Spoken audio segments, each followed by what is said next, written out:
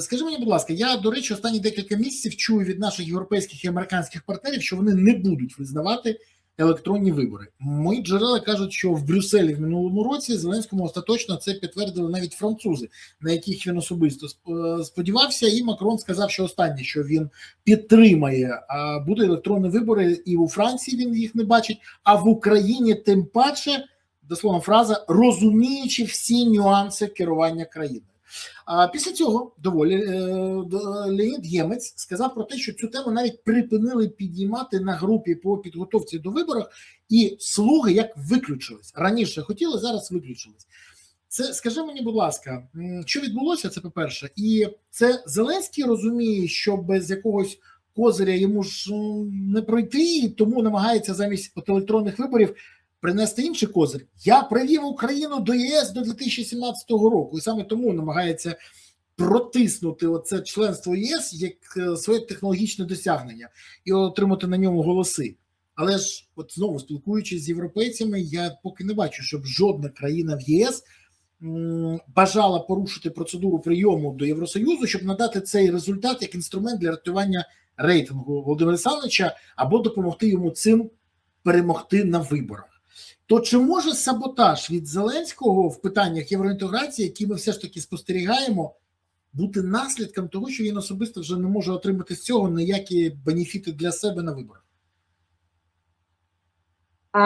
Я думаю, що є два елементи того, чому Зеленський сьогодні вимагає цієї зафіксування цієї дати у Європейському Союзі. Одна дійсно пов'язана з таким намаганням отримати медаль за те, що він, мовляв, привів Україну до незворотності членства в Європейському Союзі, і це продавати дійсно на тих виборах, які я не знаю, коли взагалі будуть, через те, що насправді, якщо ми говоримо про чесні, справедливі, вільні, демократичні вибори, то вони точно неможливі не тільки під час дії правового режиму воєнного стану, а вони неможливі і там за короткий проміжок часу після отримання, не знаю, перемир'я, а про мир, це взагалі окрема тема. На жаль, він не є за рогом. На жаль, він поки що нічого не свідчить про те, що ми можемо швидко отримати реальний і тривалий мир.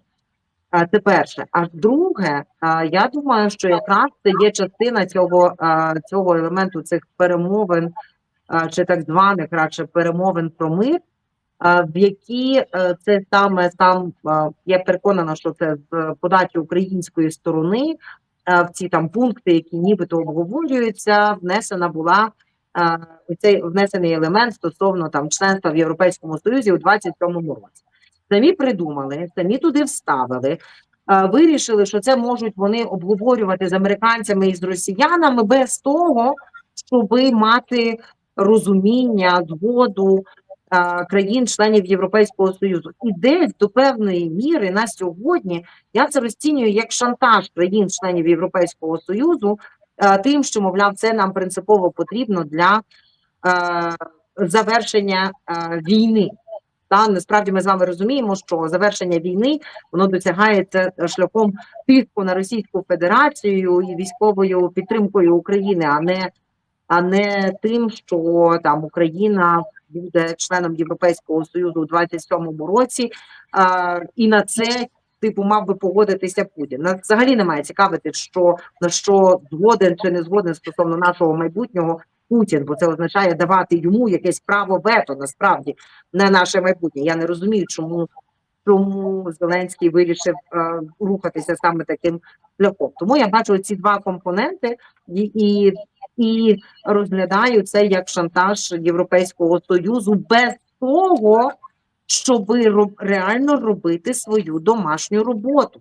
Насправді, це вже не тільки ми там з опозиції говоримо про те, що за останні півроку, зокрема після цієї атаки на незалежність антикорупційних органів, сповільнилися, загальмувалися реформи в Україні. Про це відверто і відкрито говорять наші найбільші друзі, наші найбільші лобісти в Європейському Союзі. Ти говорив про Естонію, насправді там це і Литва, це і Данія, це і Швеція, тобто це і Латвія.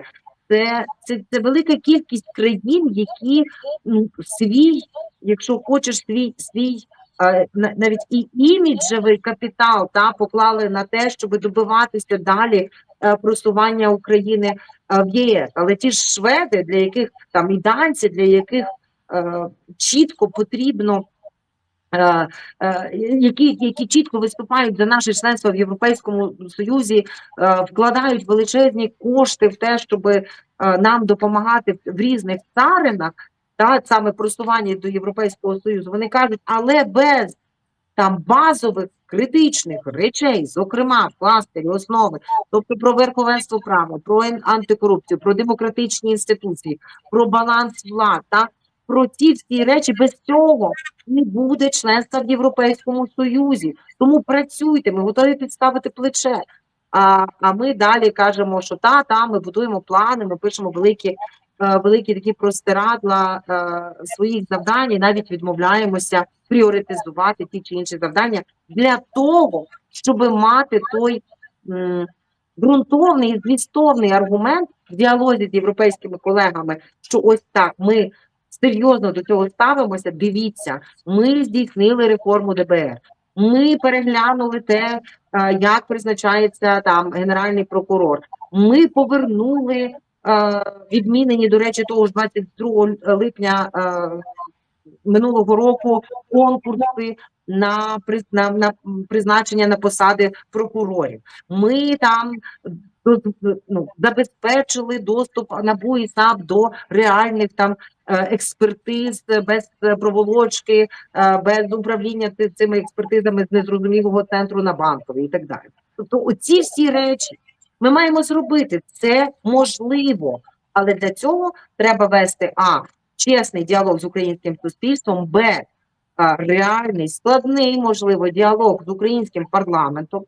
Нагадаю, що це єдиний президент України, який просто ігнорує необхідність роботи з парламентськими різними політичними силами, які є в парламенті, і все ж те перебуває в своїй ілюзії, що в нього є шалена монобільшість, яка там починала з турборежиму і з шаленого принтера, а насправді її просто не існує, і треба дивитися реальності в очі. І щоб дивитися реальності в очі, Володимиру Олександровичу треба змінитися. Як людина, яка трохи знає його ще з тих часів, коли він не був президентом, можу сказати, він не дуже любить тих, хто його критикує, сильно не любить тих, хто розумніше за нього, і він дуже мстлива людина, це правда. І також він вважає, що є дві думки – його і невірна. А коли зустрічаються з тими, хто його не готовий його ладити по шорстці, то ми бачимо результат. Але дивись, при всьому цьому у нас з'являються проблеми всередині Європи, і не тільки в Євросоюзі. От, наприклад, спілкуючись зі своїми друзями, колегами як по ПАРЄ, так і по Раді Європи, а також просто з європейськими політиками або бізнесменами, я отримую постійно якусь інформацію, яка, скажімо так, яку можна сприймати як тривожні дзвоники.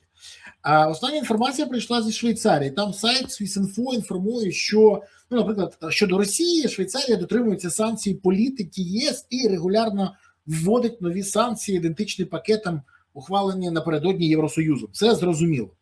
При цьому набагато менш афішують той факт, що торгівельні обмеження з боку Швейцарії діють і щодо України. Ба більше, швейцарський уряд найближчим часом хоче, щоб торгівельні санкції проти України, які існують, не втратили чинність, а планують змінити їх регулювання з формату надзвичайного законодавства на федеральний закон.